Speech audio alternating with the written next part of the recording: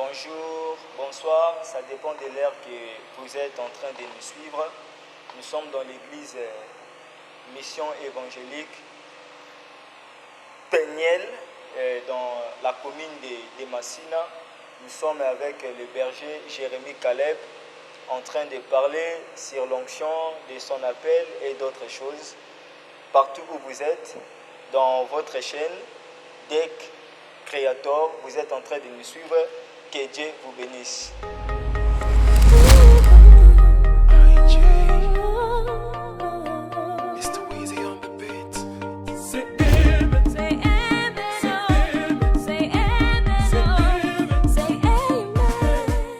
Bonjour, mon berger Caleb Jérémy. Bonjour, papa Junias. Comment la voix, la santé? Dieu fait grâce. Nous avons aidé par la grâce de Dieu. Je suis ravi de vous voir encore. Je vois déjà que tu es en bonne santé. Vraiment. Maintenant, nous sommes ici. Nous voulons parler un peu à propos de l'onction, à propos de votre appel, à propos donc, de votre ministère, comment Dieu vous utilise. Donc, vous êtes ici dans cette église en tant qu'un serviteur ou en tant qu'un dirigeant de l'église. Premièrement, merci beaucoup. Voilà, merci. En fait, premièrement, je suis ici dans cette église, non pas comme un dirigeant de cette église. Je suis ici dans cette église comme étant un serviteur dans cette église. Donc, nous formons une équipe de serviteurs dans cette église. Donc, je suis sous le pied de mon père spirituel, qui même, je salue même ma passion, le révérend pasteur Stanley Babouni. Merci beaucoup. Ok, donc c'est que vous avez aussi, donc le courant passe avec le Père. Oui. Il y a toujours une chose que j'aime toujours dire pour ma génération, que je ne suis pas un fils rebelle. Parce que dans l'état où nous sommes, si on te voit conduire un ministère, je sais que tu es un fils rebelle. Non, moi je ne suis pas un fils rebelle. J'obéis à mon père comme étant ce qu'il est écrit, parce que c'est lui qui me couvre de son onction et de sa grâce. Donc je suis à ses pieds, on se parle très bien. C'est mon père d'ailleurs, c'est lui qui nous a aussi autorisé d'être là aussi aujourd'hui. Donc il n'y a aucun problème avec lui. Merci beaucoup, les très chers téléspectateurs, partout où vous êtes en train de nous suivre. Nous sommes avec le berger Jérémy Caleb et je pense qu'en l'écoutant, vous ne serez pas déçus. Maintenant, nous devons entrer dans notre sujet, le berger Jérémy Caleb. Maintenant, quand entendez-vous parler de l'onction? Merci beaucoup. L'onction, donc, à ce qui me concerne, à ce qui parle beaucoup plus d'onction. L'onction, c'est premièrement une capacité que Dieu donne à quelqu'un pour accomplir une mission quelconque. L'onction n'est pas seulement pour servir Dieu. L'onction peut être aussi, comme je viens de dire, l'onction c'est une capacité que Dieu donne pour accomplir une chose quelconque. Donc on peut recevoir l'onction pour conduire les gens dans le travail. On peut recevoir une onction pour gérer aussi l'argent. On peut recevoir une onction pour gérer aussi quelque chose. Donc l'onction, c'est une capacité de Dieu qui donne à un homme pour accomplir une mission précise selon son domaine, selon son temps. Donc l'onction, c'est une capacité que Dieu nous donne pour faire quelque chose, le faire un peu briller. Ok. Maintenant, comment on peut... Donc, est-ce que tu peux nous parler un peu? Parce que lorsque tu étais encore dans le monde, je ne sais pas si tu étais né directement chrétien ou serviteur, mais lorsque tu étais dans le monde, tu étais en train de remarquer quelque chose en toi, de l'onction ou comment? Bon, premièrement, je vais dire une chose que peut-être beaucoup de personnes ignorent et on n'est né jamais un chrétien, on devient un chrétien. Donc ce qui nous met un païen, c'est quand on arrive à prendre la conscience, c'est alors que nous acceptons de donner notre vie à Christ et on est des chrétiens. Je suis dans une famille chrétienne, une famille où on a beaucoup de serviteurs, c'est la famille Badiachili, où on a beaucoup de serviteurs. Mon défunt grand-père, et en son âme, c'est lui qui nous a montré le chemin. Donc, je suis dans une famille chrétienne, donc quand même, je suis né, j'ai commencé un peu à travailler. Voilà. Moi, comme tout à chacun de nous, a toujours ses ambitions, a toujours ses visions. Mais comme on dit toujours que les pensées de Dieu, ce ne sont pas les pensées des hommes. Parce que moi, j'ai compté non pas être un serviteur de Dieu. Moi, j'ai compté être un jouet. Et j'enviais beaucoup être comme vous. Et j'ai compté vraiment bien faire le foot. Mais alors, comme Dieu a toujours sa vision à notre vision, c'était là où m'a aussi de savoir que voilà, je ne suis pas appelé à être un joueur, mais je suis appelé à être un serviteur de Dieu. Et il a passé par ma mère pour commencer déjà, quand j'étais encore un enfant, commencer déjà à m'interpeller que toi, même si les amis viennent pour te prendre pour aller jouer le foot, mais ce n'est pas ce que tu es appelé à faire. Parce que les amis venaient à la maison me prendre pour aller jouer le foot. Même aussi pour faire aussi le judo. Mais ma mère disait toujours que non, à toi, je ne vois rien de ça. Toi, tu es appelé à me servir, tu es appelé à servir Dieu. Elle me parlait un peu de ça chaque moment. Et pendant que je grandissais, j'ai commencé à aimer la prière. Moi, je me souviens quand j'avais encore 5 ans comme ça, j'ai commencé à aimer la prière, j'ai commencé à partir à l'église. Et chez l'apôtre Gédéon Mukendi, je crois, c'est une première église que j'ai commencé à fréquenter. Je me souviens encore quand j'étais encore un enfant, je n'avais pas de babouche. Mais vu que c'était le jour où nous devons prier à l'église, donc j'étais même allé prendre pour aller récupérer les babouches de mon grand-père qui ne me convenait même pas. Prendre ça, j'étais allé à l'église. Donc, et c'est après que Dieu a commencé toujours à mettre un fardeau dans mon cœur pour me dire que voilà, tu dois me servir, tu dois me servir, tu dois me servir. Et vu qu'on est déjà dans une famille chrétienne, cet amour-là commence toujours à m'attirer.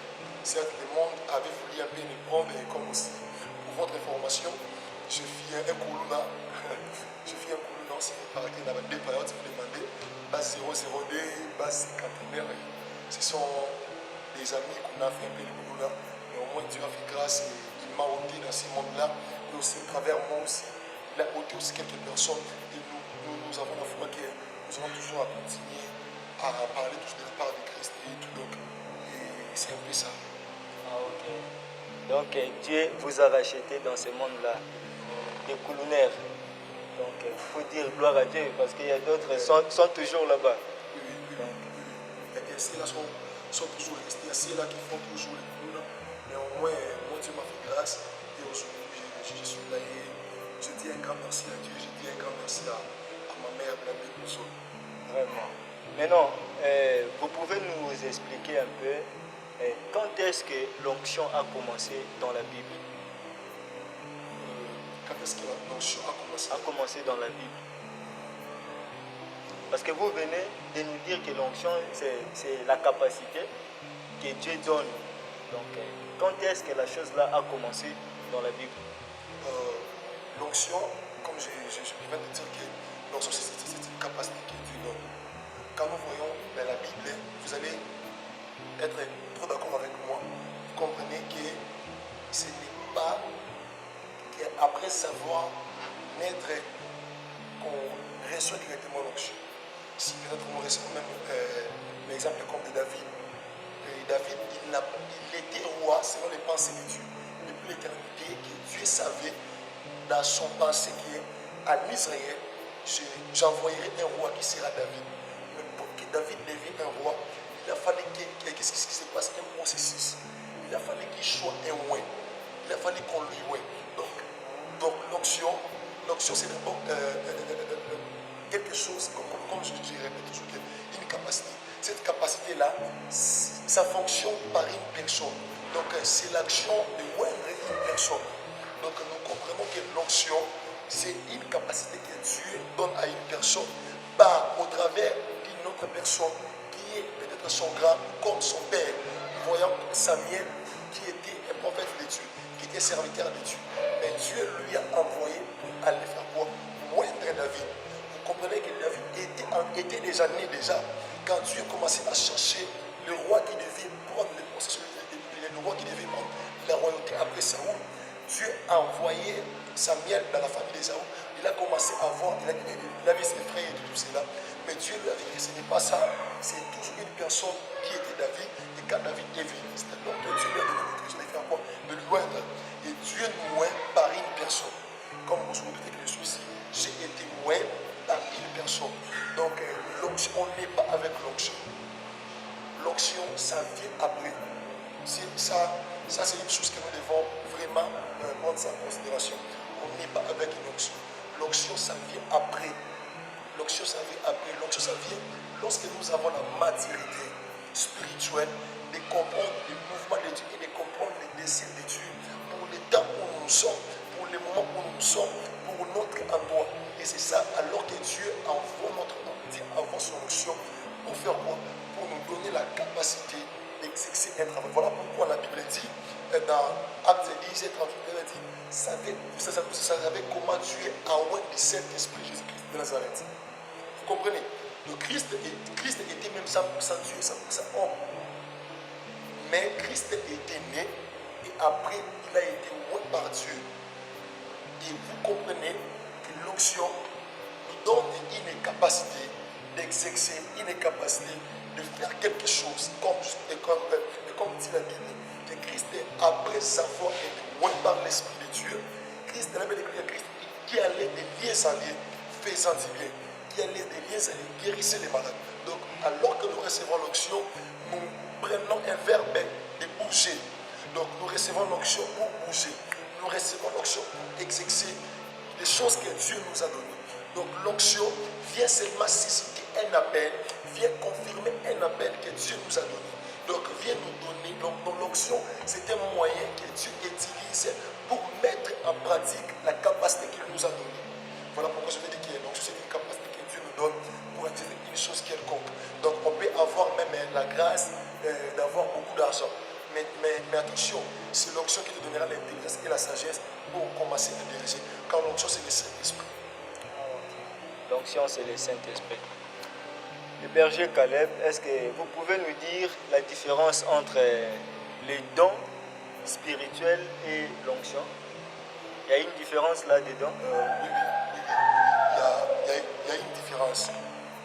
Les dons spirituels ne peuvent pas vraiment marcher sans l'onction. Les dons spirituels ne peuvent pas marcher comme l'onction.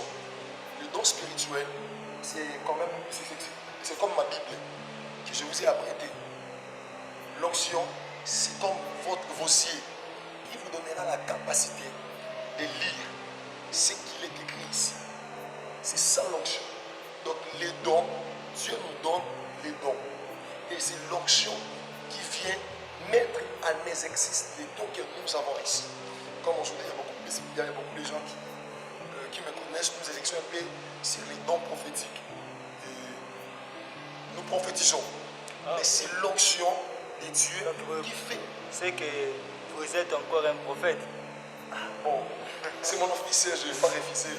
C'est mon office, beaucoup de gens ne le connaissent pas. Je suis dans les ministères, je suis pasteur, je serai pasteur.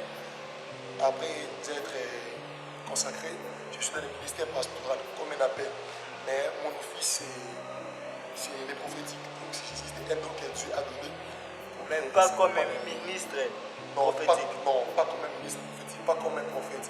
Mais j'ai un don de prophétie. Donc nous les exerçons aussi comme un prophète. Là, nous mettons un peu en parenthèse. Ok. Bon. Maintenant,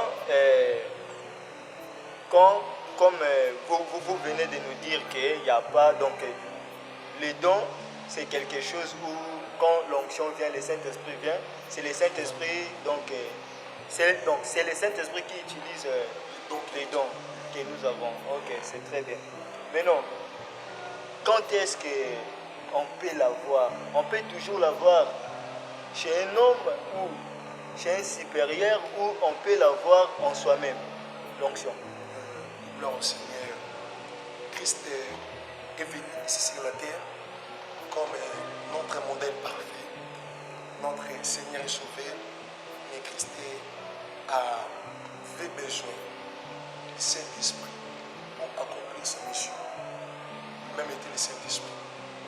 Il avait besoin de son esprit pour accomplir sa mission. Une chose que j'aimerais aussi dire aussi à à ceux qui me suivent, nous devons savoir une chose. L'onction ne vient pas d'un nom. L'onction vient de Dieu. L'onction vient de Dieu, mais au travers des noms que Dieu paie, comme David, pour être oui. Il a fallu que Samuel vienne. Ah ouais, vous comprenez? Donc, mais, vous savez pourquoi l'onction vient de Dieu? Parce que c'est Dieu qui maîtrise l'onction, parce que l'onction c'est vraiment Dieu. Parce que quand Samuel est arrivé dans la famille de David, Samuel voulait choisir Akab, voulait choisir les frères de David. Il est plutôt mais qu'est-ce qui s'est passé? C'est parce que Dieu n'était pas d'accord d'Eliab. Parce que Saoul, oh là là, parce que Samuel était trop touché par les cieux. Voilà pourquoi Dieu lui dit c'est que moi je ne regarde pas ce qui frappe aux yeux. Moi je regarde ce qui frappe au cœur. Moi je regarde le cœur. C'est qu'il est écrit. Donc l'onction ça vient de Dieu. Christ a été oint par l'esprit, au moyen de l'esprit. Donc nous, on a besoin d'être oint par l'esprit. Ce n'est pas l'homme qui donne l'onction. Voilà, même Dieu est choqué d'attendre un témoignage d'un homme de Dieu à la télé qui dit ceci, venez chez moi avec l'argent et vous verrez l'onction. Non, vous savez, un jour, moi aussi j'admirais aussi l'onction du prophète Joe Grace. J'avais pris ma tablette, je lui ai donné. Ce n'était pas pour demander son onction, mais c'était au moins pour demander à Dieu qui lui a donné cette onction. Il ne l'a même pas vendu son onction. Mais voilà pourquoi on vous dit, après avoir donné les tablettes, ce n'était pas aussi au moment là que je commençais aussi à prophétiser, avoir aussi des numéros de téléphone, avoir aussi des noms aussi. Parce que si c'était de l'homme, directement, j'allais commencer aussi à voir aussi. L'onction n'est pas instantanée. L'onction, l'onction ou les dons, c'est d'abord un processus. Les dons qu'on peut exercer, ça ne vient pas instantanément. Les dons que nous pouvons exercer, ça vient lentement. Vous comprenez? Ça vient lentement et ça vient de Dieu. Quand ça vient lentement là, ça vient avec un but de faire quoi? De nous enseigner, de nous briser, afin que quand le temps va arriver encore, que nous puissions l'exercer avec un modèle parfait. Pourquoi? Parce que Dieu ne veut pas que nous puissions utiliser les dons ou l'onction qu'il nous a donné. Vous savez, je dirais aussi il y a une chose, comme les dons, comme l'onction. L'onction et les dons marchent aux gens qui ont des caractères. On ne peut pas exercer les dons de Dieu si on n'a pas de caractère. Certes, l'onction attire des personnes. Des caractères tels que pour bien éclaircir, parce qu'il y a d'autres qui sont là. Oui. Les caractères, ça commence premièrement spirituellement. Les caractères, ça commence spirituellement. Nous connaissons qu'il y a des choses que Dieu veut, il y a des choses que l'onction n'aime pas, il y a des choses que l'onction aime. Il y a des choses que cela peut étouffer mon onction. Je n'ai qu'à mettre ça de côté. Il y a aussi des endroits que nous, on n'est pas appelés de descendre, on n'est pas appelés d'aller. Et l'onction nous demande d'avoir des caractères pour que cela soit exécuté. Vous comprenez? Et des caractères, nous devons être aussi sensibles à comprendre les mouvements et le langage de Dieu. Parce qu'il y a d'autres parts que nous partons, que Dieu n'est pas avec nous, que notre onction aussi n'est pas avec nous. Vous pouvez commencer par cette information qui est ici, Zabazati. Donc, nous devons au moins faire un effort et que dans tout ce qu'on peut faire, qu'il y ait nos caractères. Nos caractères, c'est comme des garde-fous qui permettent à notre onction de ne pas déborder des limites que Dieu nous a données. Vous comprenez? Donc, les caractères, c'est comme des garde-fous qui permettent à notre onction, ou à l'exercice de notre onction, de ne pas déborder aux limites que Dieu ne nous a pas donné l'occasion de déborder. Et c'est ça, voilà pourquoi les caractères sont très importants dans la vie d'un homme de Dieu. Les caractères sont très importants dans la vie des serviteurs de Dieu.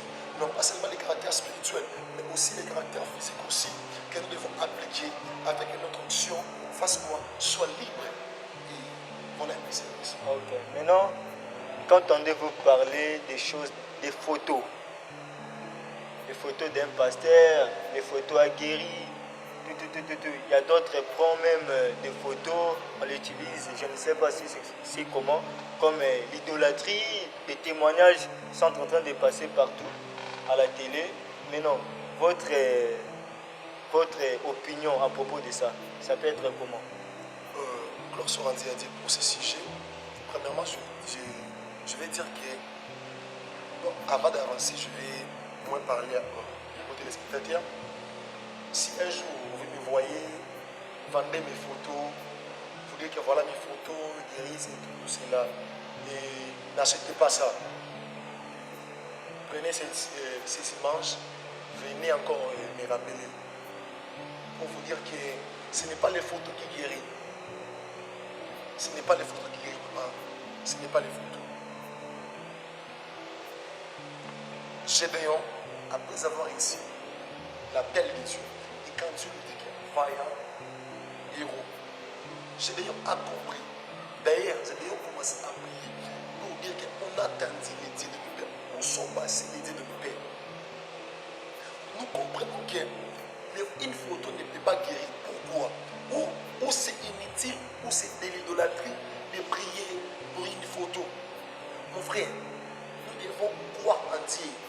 Les mêmes déclarent que nous ne sommes pas justifiés par les œuvres de la loi, mais nous sommes justifiés par la foi en Christ. Ce qui guérit, ce n'est pas les œuvres de la loi. Ce qui guérit, c'est la foi en Christ. Et ce n'est pas le fait de prendre les photos des papas, de mettre ça sur notre poitrine, que cela guérisse. Non. Je peux peut-être nous permettre de prier que les dieux de mon père, les dieux que mon père a servi, comme aujourd'hui nous le déclarons que les dieux de mon père, les dieux de mon père Abraham, les dieux de mon père Isaac. Pourquoi d'ailleurs nous le disons? Nous le disons parce que nous connaissons les dieux qui ont marché avec eux. Et le même hier, aujourd'hui, éternellement, est aussi capable de marcher aussi avec nous. Voilà pourquoi j'aime toujours dire ceci, que les dieux qui ont marché avec ces pères-là, si réellement il est aussi mon Dieu, c'est qu'il fera aussi des plus grandes choses qu'il a fait avec mes pères. Mais un jour, vous me verrez prendre une photo et dire, voilà même le ministère, dire que voilà, il faut mettre ces photos ici. Non, ce n'est pas une photo qui nous donne des solutions. Ce n'est pas une photo qui nous donne la capacité de vivre. C'est la parole de Christ qui nous donne la capacité de vivre. Vous comprenez, papa? Je connais même pas qu'à dans les seigneurs, comme des Binabala, comme des Papa Kelani, comme des prophètes Idaosa. Mais aujourd'hui, je ne sais pas si vous pouvez avoir l'air photo guérissez les personnes. Nous devons réveiller les mémoires des gens, que nous sommes au temps de la fin. Christ lui-même, il prophétise pour lui ceci, qu'ils viendront à mon nom, ils ne seront pas des morts. Mais au moins, nous avons avec le Saint-Esprit la capacité de comprendre que ces personnes ici ne sont pas encore de nous. Voilà pourquoi je prophétise même, comme la Bible dit que les livres et les blés plantent ensemble. Je crois que dans cette année, je crois que dans cette saison, il y aura de vrais serviteurs qui vont s'élever réellement. Vous savez, papa, on n'est pas là pour combattre ceux qui sont dans les faux ou dans les vrais. Non. Nous, on n'est pas là pour combattre. Non.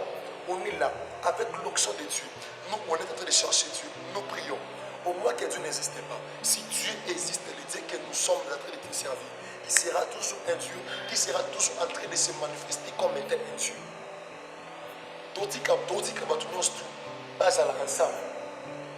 Vous faites votre manière de faire.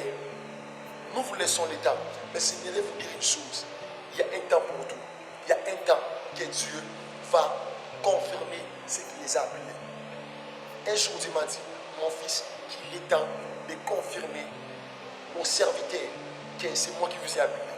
Et je crois dans cette saison, Dieu serait en train de confirmer que réellement nous sommes appelés. Je crois à la grâce de Dieu, je crois à la grâce qu'il y a à mes frères, je crois à la grâce pour cette génération, je crois à la grâce et je crois à mes pères. Ceux qui nous ont précédés, ceux qui nous ont... Aujourd'hui, nous admirons leur grâce, je crois à leur grâce. Mais je crois que le Dieu qui a marché avec eux est aussi capable aussi de marcher aussi avec nous. Vous savez, moi je vais vous dire une chose. Les personnes qui prient avec des photos de papa, je vais vous dire qu'on pouvait faire de telles prières à la Sainte Alliance. Pourquoi? Parce qu'à la Sainte Alliance, on n'avait pas la capacité d'entrer avec nos prières, d'entrer avec nos prières dans les lieux très saints. Là, on peut utiliser notre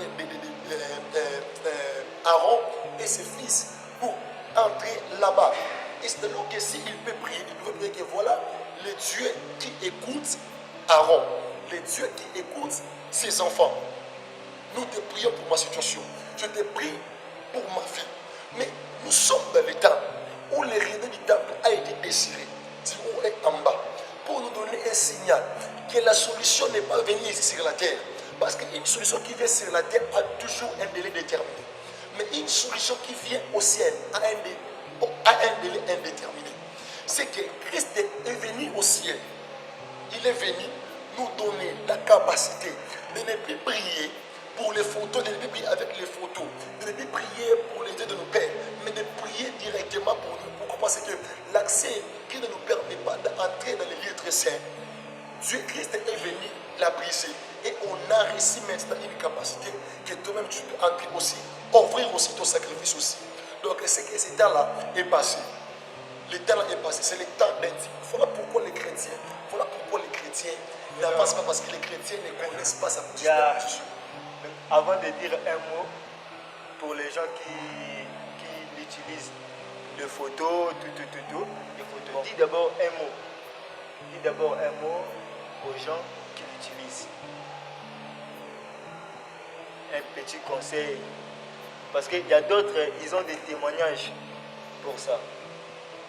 Voilà, je parlerai aux hommes qui utilisent des photos d'Idadi et les mettent même dans leur maison. Et je vais vous dire une chose. La Bible déclare que quand Christ vous affranchit, vous serez réellement libre. Quand on est affranchi par Christ, on est réellement libre. Je vous conseille et je vous conseillerai pour vous dire encore et encore, ce n'est pas les photos, ce ne sont pas les photos d'Idadi qui guérit. C'est le nom de Jésus qui sauve. C'est le nom de Jésus qui guérit. Ce n'est pas les photos d'Idadi qui guérit. Là, c'est de l'idolâtrie tout à fait. Et Dieu fait grâce aux humbles. Toutes les idolâtres n'hériteront pas le royaume des cieux. Voilà pourquoi plusieurs vous serez étonnés de prier, de donner les offrandes. Et un jour, vous retrouvez en enfer. Pourquoi? Parce que vous avez été des personnes qui prenaient la place de Dieu donnée à vos pasteurs. Les pasteurs, écoutez-moi, n'utilisez pas vos photos pour donner aux gens des solutions, car ce ne sont pas vous qui donnez des solutions. Les solutions n'est pas donnée par vos photos. Les solutions est donnée par l'Esprit de Dieu. Les solutions est donnée par Dieu. Et je crois que les photos ne guérissent jamais. Les photos ne sauvent pas. Nous sommes dans les temps où Christ doit reprendre sa place. Arrêtons. C'est Jésus-Christ qui guérit. Et c'est lui seul, comme qu'il est le chemin, la vie et la vérité. Je vous conseillerais de ne plus utiliser les photos, car nous avons maintenant l'accès dans le royaume de Dieu, l'accès de prier Christ, et Christ nous guérit. Alléluia. Que Dieu vous bénisse. Berger Caleb, est-ce qu'il y a une différence entre le Saint-Esprit des pasteurs et des fidèles? Donc, est-ce que tu peux nous donner, parce qu'il y a plusieurs, entend parler des genres de ces choses, que moi j'ai reçu le Saint-Esprit supérieur à vous. Donc, il y a une différence entre le Saint-Esprit des pasteurs et des fidèles. Wow, Seigneur. Voilà pourquoi la Bible déclare que mon peuple périt par manque de connaissances. Nous ne connaissons pas, et voilà pourquoi il y a des gens qui nous prennent comme des enfants, qui nous amènent d'où ils vont, d'où ils vivent. Pourquoi? Parce que nous ne connaissons pas l'importance de cette écriture. Alors que nous connaissons l'importance de cette écriture, je crois que le peuple de Dieu ne seront jamais conduits à choses qui font les autres. L'écriture nous a dit quoi? Il y a une différence. Et pour ne pas aller trop loin, qu'est-ce que je dirais? Je dirais ceci. Premièrement, il n'y a pas une différence. Nous tous, on n'a qu'un seul esprit, qui est le Saint-Esprit. Il n'y a pas une différence. Dis-moi, à qui Dieu avait laissé les clés de l'église? C'était Pierre, non? Dis-moi, quand nous étudions Actes des Apôtres, quand le Saint-Esprit était venu, le Saint-Esprit avait commencé par Pierre, que Dieu avait laissé l'église, pour le Saint-Esprit avait commencé par ici. Mais la Bible est claire. Attendez, on va dire ça.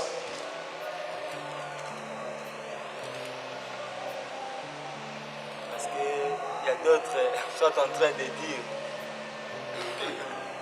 Je vais lire. Actes, il avait des classes ici. Le jour de la Pentecôte, ils étaient tous ensemble.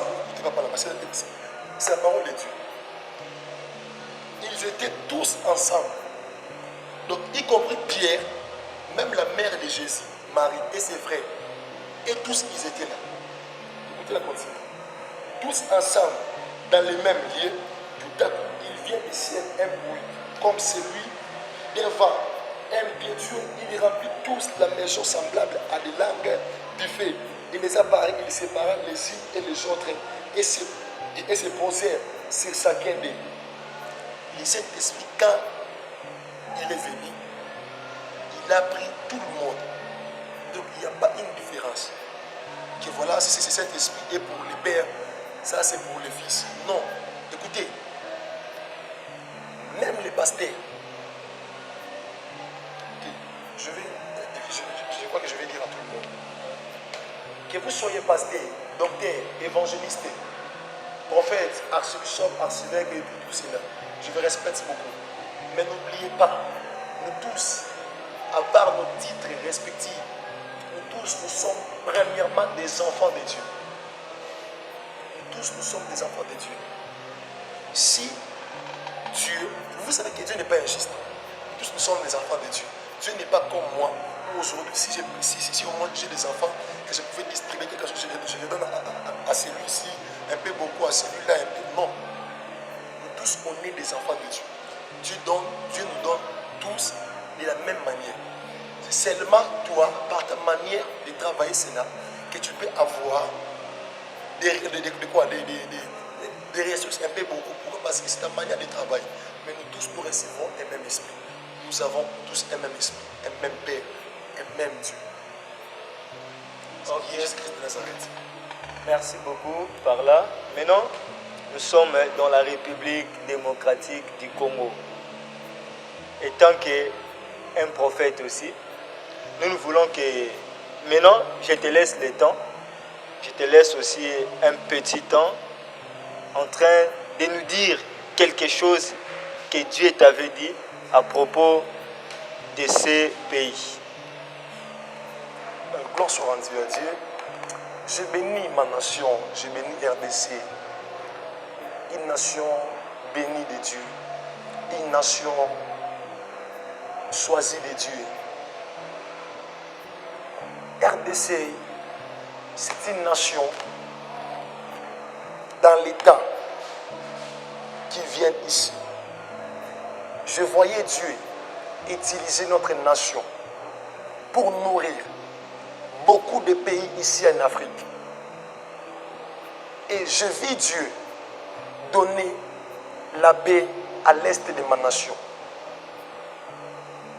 Alors que même que je suis en train de parler ici, je me suis rappelé encore à une chose que Dieu m'a dit. Dieu m'a dit ceci. Les volcans que nous sommes en train de voir ici à l'est du pays, cela ne va pas seulement se limiter à l'est du pays. Cela va aussi s'atteindre aussi dans plusieurs pays dans le monde pour signaler son retour. Comme une chose que j'aimerais annoncer à ma nation, à part la paix que Dieu veut installer dans notre pays, j'aimerais annoncer à ma nation que bientôt ici, Dieu, je vis le deuil national. Je vis le deuil national qui n'était pas seulement ici au Congo, mais qui était aussi à Rwanda, où j'ai vu le président Paul Kagame quitter et mourir. Parce que Dieu veut installer la paix dans notre continent. Dieu veut installer la paix dans notre Est. Je vis Dieu en train d'écouter nos larmes et Dieu a accepté de descendre et d'agir. Ce n'est pas pour beaucoup de temps. Ce n'est pas pour beaucoup de temps. Ce n'est pas pour beaucoup de temps. C'est dans quelques temps ici que nous allons vivre une paix de la part du Seigneur. Et je vis ce deuil national. C'était dû à l'un des hommes armés de notre nation qui était mort. Mais je vis ces morts-là, qui n'étaient pas de la volonté de Dieu. Ces morts-là, c'était juste par des personnes où, pour ma sécurité, j'étais le nom, pour ma sécurité, j'étais certaines précisions. Mais je prie que Dieu, qui nous a donné ces pays, nous donne la capacité de mesurer cela. Je vis le président Félix faire encore son deuxième mandat, ici de notre nation. Je vis des combats, mais je vis Dieu lui imposer faire son deuxième mandat. Et je vis beaucoup de choses. Sera changé. Mais je vis j'ai encore vu beaucoup de combats pour ma nation. Mais je vais encore rappeler dans notre République que Christ a nous l'espérance de gloire. Notre nation a besoin de Jésus. Reconnaissons nos défauts, reconnaissons nos fautes, humilions-nous devant le trône de Christ. Et nous allons voir ce que Christ fera avec nous. Ma nation, il y a un vent de la jeunesse qui veut dominer l'Assemblée nationale. Je vis un vent qui veut dominer l'Assemblée nationale. Je vis encore un trouble qui va encore arriver bientôt là, au niveau du gouvernement. Et ce trouble-là viendra juste pour donner encore la paix dans notre pays. Je vis aussi le trouble dans le Parlement, mais aussi dans le Sénat, que le trouble va arriver. Des complications vont arriver. Mais Christ nous donnera toujours. Pourquoi? Parce que son peuple est en train de pleurer à tout moment. Et nous croirons que Dieu nous donnera toujours la victoire sur nos ennemis. Je crois à la prophétie qui a été donnée par beaucoup de prophètes pour ma nation. Je crois à la vision de ma nation.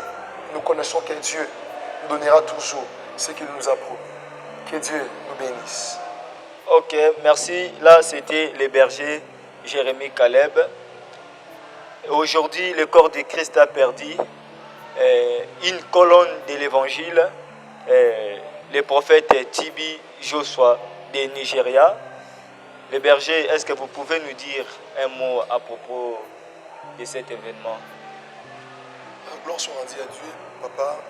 Moi-même, j'ai été un peu affecté par cette nouvelle, triste nouvelle qui m'était parvenue depuis le matin, de la disparition d'un grand esprit, le prophète Tibi Joshua, le défunt prophète Tibi Joshua.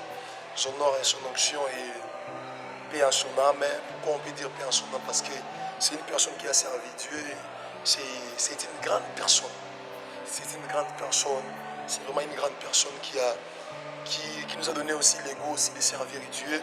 Si ma parole est que je vais au moins contribuer à l'église corps de Christ, je dirais que alors que Dieu permet à ce qu'un général dans l'armée abandonne ses armes pour rentrer dans son pays, c'est que Dieu prépare toujours des personnes qui peuvent les remplacer. Et je crois que Dieu ne peut pas accepter que sa moisson, qui manque encore de gens, manque encore de personnes. Et de la même façon que Dieu a accepté d'ôter la vie de son serviteur, et je crois que c'est aussi le même Dieu qui donnera aussi d'autres serviteurs de Dieu une possibilité de faire encore plus mieux et de continuer encore cette vision qu'il a laissée.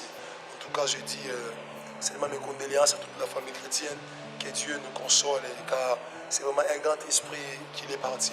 Donc, gloire soit rendue à Dieu pour cette nouvelle. Ok, les morts ne sont pas morts en Jésus-Christ et le prophète a rendu l'âme. Gloire au Seigneur. Nous sommes presque à la fin. On était avec le berger Jérémie Caleb et je pense que vous qui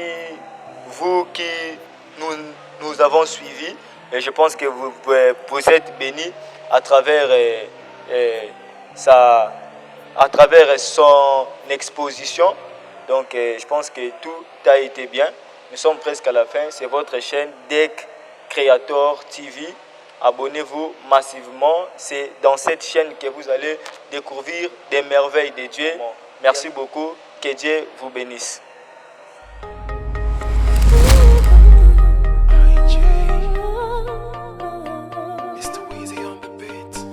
C'est